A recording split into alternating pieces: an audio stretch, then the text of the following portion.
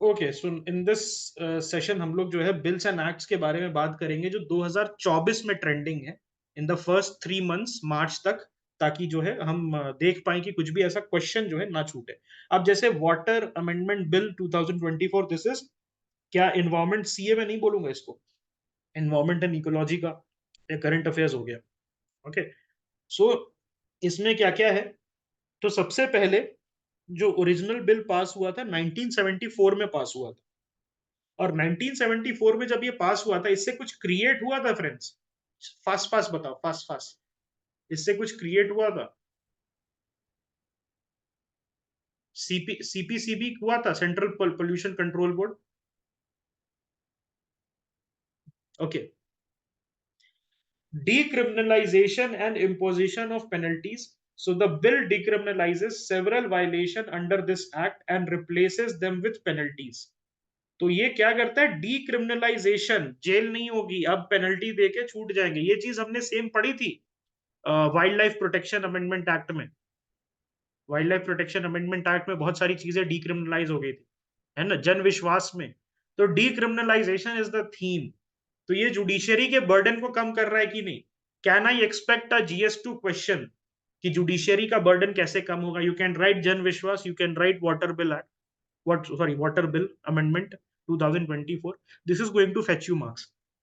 Initial application limited to Himachal Pradesh, Rajasthan and union territories with provision for other states to extend its applicability through resolution. तो ये जो application है वो हिमाचल प्रदेश, राजस्थान और union territories पे लगेगा, और इसमें प्रोविजन है कि दूसरे स्टेट्स में भी ये एक्सटेंड हो सकता है थ्रू रेजोल्यूशन। तो कौन कौन से स्टेट्स पहले आ रहे हैं इस बिल में? हिमाचल प्रदेश, राजस्थान और यूनियन की टेरिटरीज।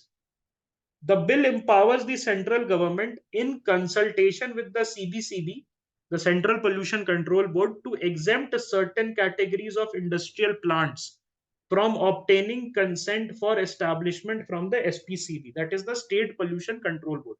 इसका मतलब क्या है कि सेंट्रल गवर्नमेंट जो है वो क्या कर सकती है? सर्टेन कैटेगरीज को ऑफ इंडस्ट्रियल प्लांट को एग्जेम्प्ट कर सकती है कि उनको कंसेंट मिलेगा। यहां पर ध्यान से सुनना, प्रॉब्लम क्या है, क्यों ये किया गया, why examination? You would be outraged कि भाई ये चल क्या रहा है, हमारे इन्वायरमेंट को क्यों ये डाइल्यूट कर रहे हैं इन्वायरमेंटल लॉज को? Can anybody think why this environmental law is being diluted? Why this particular environmental law की वाटर अमेंडमेंट एक्ट बिल के थ्रू हम क्या कर रहे हैं? यहां पर प्रॉब्लम है कि जो पोल्यूशन इंस्पेक्टर्स होते थे दे वर वेरी करप्ट। हर इंडस्ट्री में जाके 15-15, 20-20, 25-25 हजार घूस मांग के, और उसके वजह से कंप्लायंस बर्डन बहुत बढ़ गया था। तो कंप्लायंस बर्डन को कम करने के लिए, ताकि इकोनॉमी को बूस्ट मिले, ये जो है एग्जेम्पशन हम दे रहे हैं। ओके, और गाइडलाइंस फॉर ग्रांट रिफ्यूजल और cancellation of such consent will be issued by the central government. Penalties for non compliance. So operating an industry without obtaining consent punishable with imprisonment up to 6 years and a fine. अगर आप operate कर रहे हैं एक industry, okay, without obtaining the consent, it is punishable with imprisonment up to 6 years। ठीक है। Penalty for tampering with monitoring devices, तो ये फुक्सवागन का याद है आपको? फुक्सवागन स्कैंडल, जहां पर अपना एमिशन स्कैंडल हुआ था, और उसमें वो अपने जो अमेरिका में एमिशन टेस्टिंग करके भेजते थे उसको मैनिपुलेट किया था।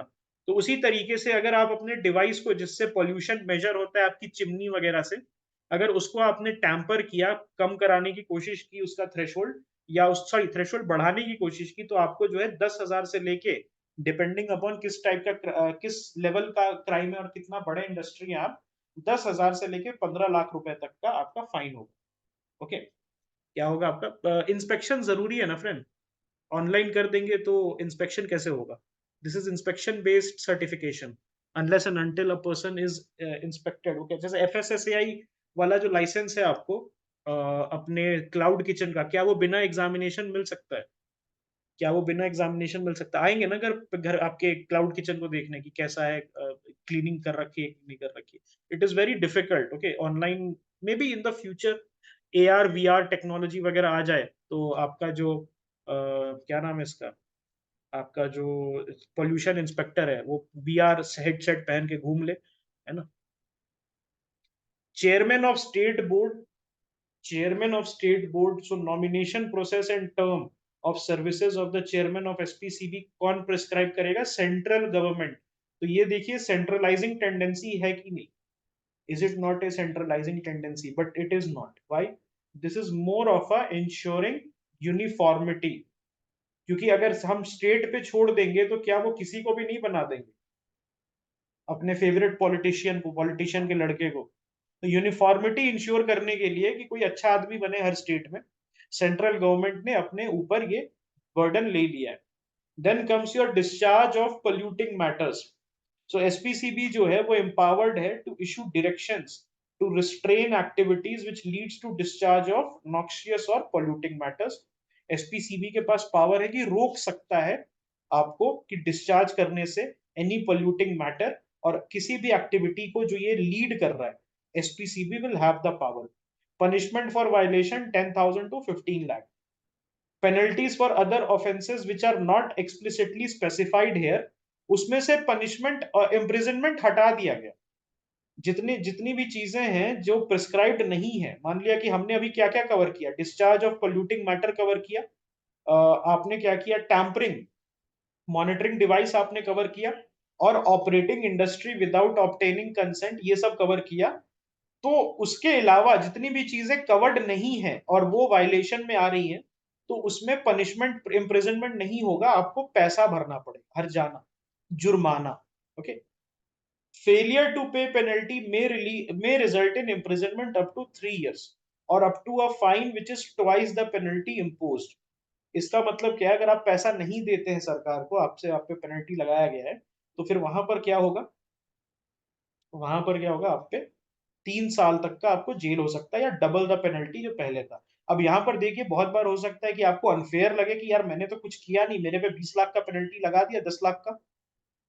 तो आप क्या कर सकते हैं? नेशनल ग्रीन ट्राइब्यूनल में अपील कर सकते हैं। उसमें से 10% पेनल्टी, मान लिया 5 लाख का रकम है, तो नेशनल ग्रीन ट्राइब्यूनल में 50,000 रुपए आप जो है डाल के आगे बढ़ सकते हैं। एंड पेनल्टी इज क्रेडिटेड किसको जाता है? Penalty is credited to the environment protection fund which is established under the Environment Protection Act 1986। This is very important, yes or no? इस टाइप का क्वेश्चन जो है यूपीएससी प्रीलिम्स में frame कर सकता है आपके लिए। ठीक है, तो याद रखिएगा, नेशनल ग्रीन ट्राइब्यूनल तक जाता है, फाइनल एंड बाइंडिंग नहीं होता। ओके। और कौन डिटरमाइन करता है पेनल्टी? Adjudication officer.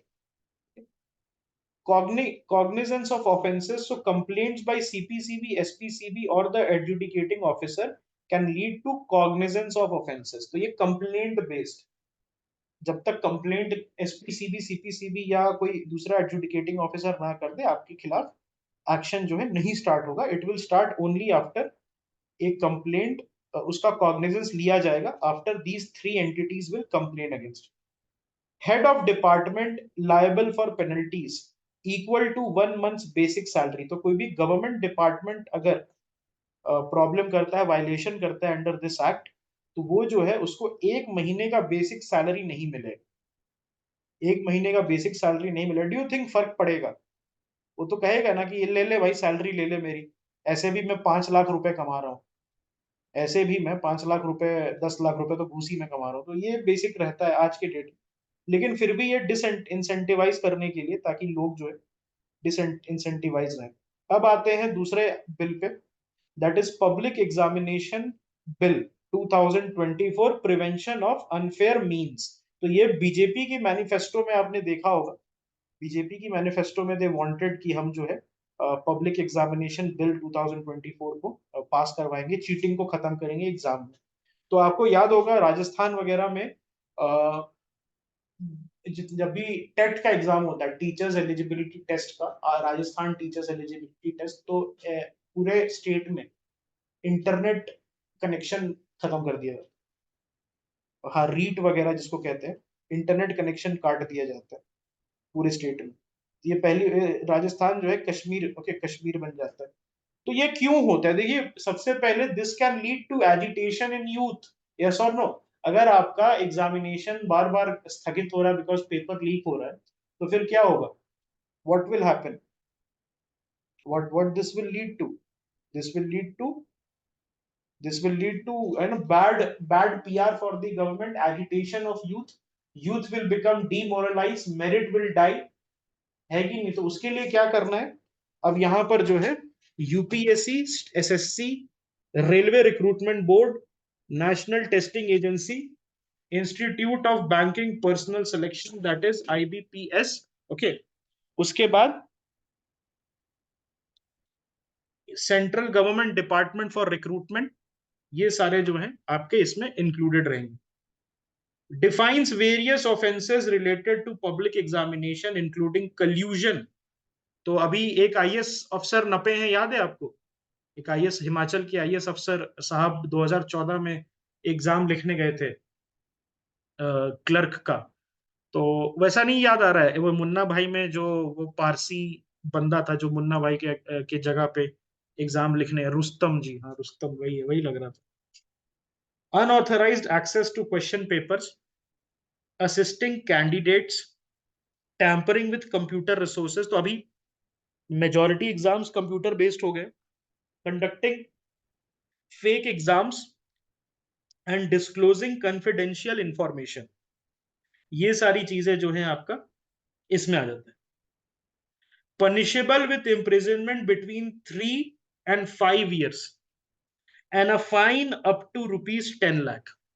3 से 5 साल के लिए आपको इम्प्रिजनमेंट हो जाएगा और 10 लाख रुपए तक की जुर्माना। यहां पर एक और चीज आपको ध्यान रखना है कि अगर सरकारी जॉब में रहते हुए आप कन्विक्ट हो जाते हैं तो व्हाट हैपेंस?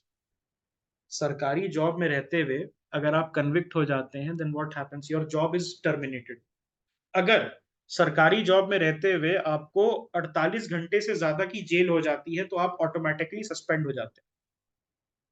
जैसे ही आपकी 48 घंटे से ज्यादा जेल हो जाती है, इसीलिए एससी एसटी केसेस में, एससी एसटी अट्रॉसिटी एक्ट में बहुत सारे अफसर्स जो हैं जिनपे एससी एसटी अट्रॉसिटी एक्ट लगता है वो तुरंत सस्पेंड हो जाते हैं।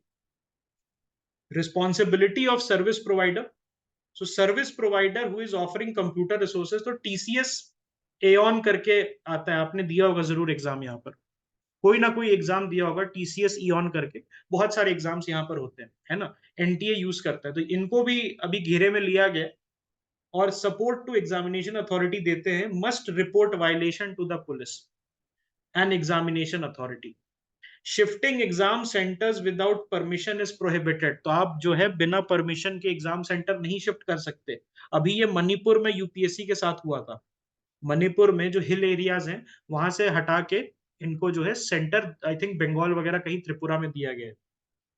Then offenses by service provider result in fines up to 1 crore rupees, recovery of the entire examination cost, and a ban on conducting public examination for 4 years. Directors, senior managements, or person in charge of service providers are personally liable if offenses are committed with their consent or connivance। अगर उनको पता है कि यहाँ पर उनके centre पे cheating हो रही है, तब उनको पर्सनली लायबल बना के उनको इस बिल के अंदर उनको अंदर किया जाएगा। ठीक है, ओके। अब यहां पर देखिए हायर पेनल्टी, अगर ये जो एग्जामिनेशन है ऑर्गेनाइज क्राइम के थ्रू लीक कराई जा रही, गिरोह, सरगना, सुना है आपने? There are certain words which are in Hindi which are known as गिरोह। गिरोह मींस गैंग, गिरोह मींस गैंग। अगर गैंग पेपर बेच रहा है जिसका काम ही यही है तो हायर पेनल्टी है आप पे, ओके। और उसमें 3 से 5 ईयर्स नॉर्मल सजा है, यहां पर 5 to 10 ईयर्स। यहां पर कैसी सजा? 5 से 10 साल के बीच में। And a fine of at least 1 crore rupees. Institution guilty of organise crime. तो देखिए क्या होता है कि कुछ स्कूल्स, कुछ कॉलेजेस मिले रहते हैं इस पूरे रैकेट में, कुछ स्कूल्स और कुछ कॉलेजेस भी मिले रहते हैं, उनके प्रिंसिपल मिले रहते हैं, okay, all right. Institutions were guilty of organise crime जो है उनका प्रॉपर्टी अटैचमेंट, उनका स्कूल वगैरह अटैच हो जाएगा forfeiture of their whatever property is there. और उसके बाद रिकवरी ऑफ एग्जामिनेशन कॉस्ट वहां से होगा, क्योंकि बहुत करोड़ों रुपए लगते हैं। आप अगर देखिएगा तो बहुत खर्चा होता है जब यूपीएससी एग्जामिनेशन कंडक्ट करती है, करोड़ों रुपए उसके एवज में कुछ लेती ही नहीं है। आपने देखा 100 रुपया, तो इसका मतलब क्या नहीं से विथ श्योरिटी दैट यूपीएससी अपने पॉकेट से खर्चा करती है एग्जामिनेशन प्रोसेस में, बिकॉज विमेन एससी एसटी से तो पैसा ले नहीं रही है। कौन पैसा दे रहा है? जनरल ओबीसी या general male. Okay, general and OBC male are giving 100 rupees.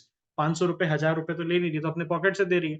तो पॉकेट से अगर दे रही है तो वही रिकवर करेगी करोड़ों रुपए, वो वही रिकवर करेगी करोड़ों रुपए। All offences are cognizable, non bailable and non compoundable. इसके अंदर आपको बेल नहीं होती। You don't get any kind of bail. Now what is a non compoundable offence? Serious crimes को, ओके, ये रहता है। और यहां पर क्या होता है, विक्टिम जो है अपना कंप्लेन विद्रॉ नहीं करा सकता after charge sheet is file. जब चार्ज शीट फाइल कर दिया जाता है तो नॉन कंपाउंडेबल ऑफेंस में द कंप्लेंट जो है वो आपका नहीं हो सकता है। ठीक है, कॉग्निजेबल क्या है? What is A cognizable offence?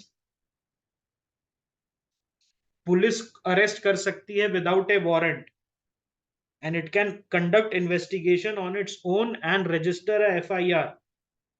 Okay, ठीक है, इज इट क्लियर?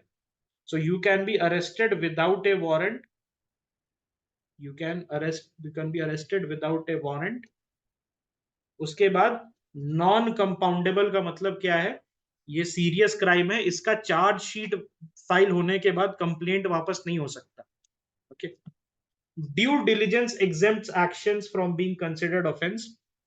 सो आप जो है ड्यू डिलिजेंस जो है करना होगा before arresting anyone in this. Investigation conducted by officers not below the rank of DSP और असिस्टेंट कमिश्नर ऑफ पुलिस।